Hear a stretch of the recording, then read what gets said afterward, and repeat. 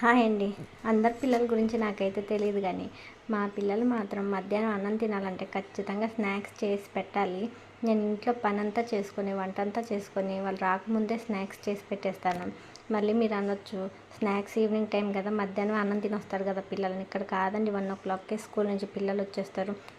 మా పిల్లలు స్కూల్ నుంచి రాగానే ఫస్ట్ బూట్లు ఇప్పేసి సాక్సులతోనే వంటగదిలోకి వచ్చేసి, మమ్మీ ఏం స్నాక్స్ చేసావు అని అంటారు.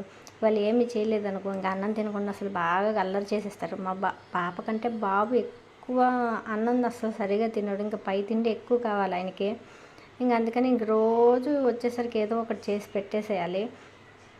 ఇంక ఈరోజు అయితే రోజు ఏం చేస్తామని ఇంక ఇలా చపాతీలాగా చేసేసి దాంట్లో ఆలు మిశ్రమాన్ని మొత్తం మసాలాలు కలిపేసి, కార్న్ఫ్లవర్ బియ్యం పిండి కూడా దాంట్లో వేసి కలిపేసి ఇంక ఇలా చపాతీ రోల్ లాగా చేసేసి దాంట్లో మధ్యలో పెట్టేసి ఇంక ఇలా కట్ చేసి సమోసాలాగా చిన్ని సమోసాలాగా వేసాను.